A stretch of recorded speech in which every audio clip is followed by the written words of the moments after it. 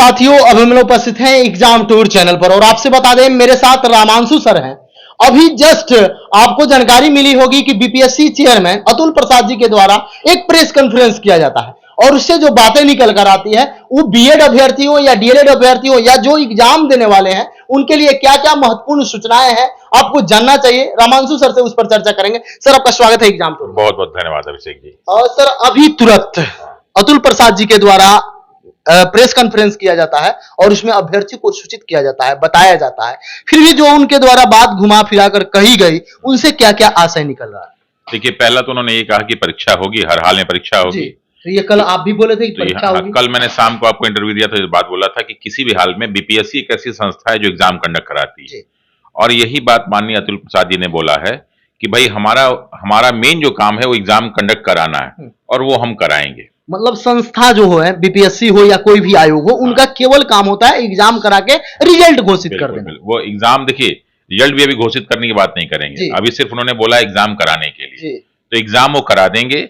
अगर सरकार कहती है तो रिजल्ट घोषित करेंगे और घोषित करके वो दे देते हैं। सरकार बोलेगी तब रिजल्ट घोषित करेंगे। रिजल्ट जैसे, क्योंकि रिजल्ट बनने में बहुत बड़ी समस्या भी है। समस्या किस बात की है कि रिजल्ट किस आधार पे बनना चाहिए, तो एक अपने आप में बहुत बड़ी समस्या है।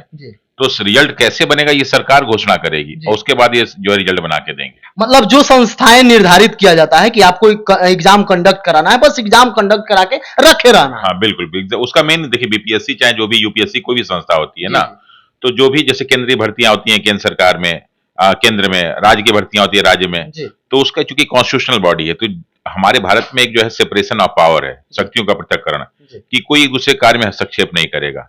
तो जो इसका मेन काम है, कार्यपालिका का एक भाग है, इसका मेन काम है ये काम। जैसे मान लीजिए कोई अधिकारी है ना, वो कोई योजना नहीं बनाता, उसका मेन काम है योजना को इम्प्लीमेंट कर देना। योजना हमेशा जो है वो बनाती है विधायिका। अब ये योजना ये गलत है कि सही है, डिसाइड करती है न्यायपालिका। तो कार्यपालिका का मेन काम क्या है? कार्य को संपन्न कर देना। वो गलत है कि सही, उससे कोई मतलब नहीं। तो उसको बीपीएससी को ये काम मिला एग्जाम कंडक्ट कराने के लिए, वो करा देगी। सर, बोला गया है कि बीएड वाले भी बैठेंगे 1 to 5 के लिए, डीएलएड वाले भी बैठेंगे, ये बात बोले हैं। देखिए, वो जो बात बोले हैं उन्होंने स्पष्ट रूप से कहा है कि जो सुप्रीम कोर्ट का गाइडलाइन आया है उसमें कहीं भी ये नहीं कहा गया है कि एग्जाम में बैठ नहीं सकते हैं। लेकिन वही एक बात है ना कि ये घुमा फिरा के बात कही जा रही है, हम एग्जाम में बैठ नहीं सकते। अच्छी बात है, हम एग्जाम में बैठ सकते हैं, आपने बहुत अच्छी बात कह दिया। मेन एग्जाम में बैठने का उद्देश्य क्या है? परीक्षा देने का उद्देश्य क्या? नौकरी लेना ना। इसी पे तो कोई बात क्लियर नहीं हो रही है। आप परीक्षा में बैठा के करेंगे क्या? अरे, परीक्षा में बैठे चाहे मत बैठे, बाद में आप कह देंगे कि साहब सुप्रीम कोर्ट का डिसीजन आया था कि जो है बीएड वालों को 1 से 5 में नहीं डाला जाएगा, इसलिए हम नहीं डाल रहे हैं। बाकी आपने चूंकि फॉर्म भरा था, आपने हमको पैसा दिया था, तो उन्होंने परीक्षा कंडक्ट करा लिया, तो वो काम हो जाएगा। सर, बोले वो कि राज्य सरकार जो होती है एनसीटीई से संचालित होती है, उनका जो आदेश आएगा, राज्य सरकार का जो आदेश आएगा वो मैं करूंगा। तो देखिए, जैसे एनसीटीई का जो आदेश, मतलब जो भी उनमें वार्ता होगी, तो एनसीटी की बात को तो ऑलरेडी जो है सुप्रीम कोर्ट ने जो है अवैध घोषित कर दिया ना भाई, इनवैलिड कर दिया उसको ना, कानूनी आधार पे गलत है। तो अब बात करके आप करेंगे क्या? बात करके आप क्या कर लेंगे? बस यही है कि भाई आइए, हमारे घर में रहिए, खाइए पीजिए और चले जाइए। ये मत मानिए कि आपका घर है, मतलब घर में आइए, खाइए पीजिए, चले जाइए। क्यों? जैसे होटल होता है ना, तो एक होटल की व्यवस्था होती है कि आइए, पैसा दीजिए, खाइए पीजिए, रहिए, चले जाइए। ये होटल आपका नहीं है भाई, हम तो होटल खरीदने आए थे ना, हम उसकी बात कर रहे हैं। तो जो है विद्यार्थी जो भी है, परीक्षार्थी, परीक्षा इसलिए नहीं देने आया था कि उसको परीक्षा देना है, वो सेंटर घूमने के लिए नहीं जाना। उसका उद्देश्य ये है कि हम परीक्षा में पास हो जाएं और पास होने के बाद हमको नौकरी मिल जाए। नौकरी के लिए परीक्षा दे रहे हैं, परीक्षा देने के लिए परीक्षा नहीं दे रहे हैं। वरना तो मॉक जो है, बच्चे सुबह शाम तक कहीं ना कहीं टेस्ट दे ही रहे हैं। मतलब टेस्ट जैसा हो गया, बस ये टेस्ट जैसा हो जाएगा। देखिए, अभी जैसे क्या है, बात हो रही है बहुत सारी चीजों को। अब अतुल प्रसाद जी चूंकि प्रशासनिक अधिकारी हैं, तो वो एकदम ब्लंटली कुछ नहीं कह सकते। वो एक जो है बहुत सारी मर्यादाओं से बंधे हुए हैं। हम लोग भी बहुत सारी मर्यादाओं से बंधे रहते हैं। नेता लोग मर्यादाओं से नहीं बंधे रहते हैं, वो कुछ भी बोल देंगे, जो मुंह में आया बोल दिया। उसका क्या रिजल्ट होगा क्या नहीं होगा उससे कोई मतलब नहीं। जनता बेचारी बेवकूफ है, स्टूडेंट बेचारे बेवकूफ हैं। हम लोग इतना पढ़ लिख के, बेचारे लड़के ग्रेजुएशन किए, बीएड किए, वो बेवकूफ हैं। और जो 8 पास, 10 पास, 12 पास, 11 पास हैं, वो जो है सारा का सारा हम लोग को डिसाइड करते हैं क्या करना है। तो इसमें देखिए, एग्जाम होगा, किसी भी हालत में होगा। रिजल्ट आने की संभावना जो है 5% के आसपास है, क्योंकि उसी में सारी समस्या पेज फंसेगी। लेकिन इन सारी समस्याओं का समाधान ये सब नहीं है। जब तक सरकार ये घोषणा ना कर दे कि बीएड वालों के लिए हम इतना सीट बनाते हैं और उसके बाद सारा काम करें, लेकिन मुझे नहीं लगता है कि उस पर हो पाएगा, वो मुश्किल काम है।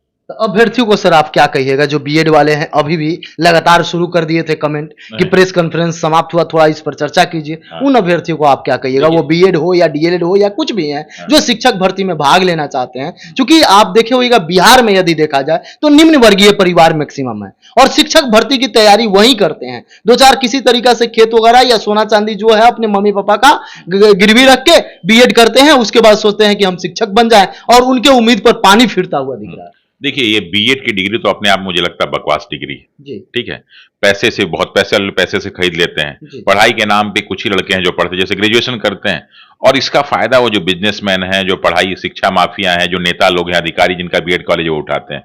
ये बेचारे गरीब घर के बच्चे झूठे बीएड डिग्री करते हैं। अब बताइए, बीएड करो, एस्टेट दो, सीटेट दो, फिर परीक्षा दो, फिर नौकरी पाओ, तो फिर डिग्री का फायदा क्या? इससे बड़े सिंपल ग्रेजुएशन क्यों नहीं करते? लेकिन चूंकि सरकार एग्जाम कंडक्ट करा रही है, आपको जहां पैसा देना था आपने पैसा दे दिया, जो फॉर्म भरना था आपने भर दिया, तो अब एक छोटा सा काम रह गया परीक्षा देने वाला, वो भी आप कर डालिए। काहे के लिए कुछ सोचेंगे, वो कर डालिए, परीक्षा दे दीजिए, ताकि अब भविष्य में जो होगा देखा जाएगा। अभी तक तो अन्याय हो रहा है, तो एक अन्याय और सह लीजिए। जब आप लेकिन एक चीज है, अगर आप परीक्षा दे लेंगे तो आपके पास जो है एक आधार मिल जाएगा कि साहब हम लोग से फॉर्म भराया गया, हम लोग से परीक्षा दिलाया गया, इसलिए रिजल्ट भी घोषित किया जाए। और जब रिजल्ट घोषित होगा ना, तो आपके पास एक कानूनी अधिकार मिल जाएगा कि आप कोर्ट में जा सकते हैं, ज्वाइनिंग कराएंगे। अब नहीं, ज्वाइनिंग की तो बात अलग है, लेकिन आप एक कानूनी लड़ाई लड़ सकते हैं, और लड़ाई में जो डिसीजन होगा, जबकि बहुत सारे बच्चे आप लोग होंगे, तो आप लोग जब कोर्ट में जाएंगे एक साथ मिलके, तो हो सकता है कोर्ट आपके कुछ पक्ष में फैसला दे दे। हाँ, या सरकार को यही निर्देश कि भाई 6 to 8 वालों के लिए आप वैकेंसी निकालिए, जब बच्चों का एग्जाम, हाँ, इनको निकालिए, जो आपने मेरिट बनाया है उस मेरिट में इन बच्चों को डालिए, तो ये काम हो सकता है। लेकिन अगर आप परीक्षा नहीं देने जाएंगे, परीक्षा नहीं देंगे, तो फिर आप किसी भी कानूनी लड़ाई के हकदार नहीं बनेंगे। मतलब एग्जाम दे देंगे तो कानूनी लड़ाई के लिए हकदार हो जाएंगे। एग्जाम दे देंगे तो आप कानूनी लड़ाई के लिए हकदार बन जाएंगे। बिल्कुल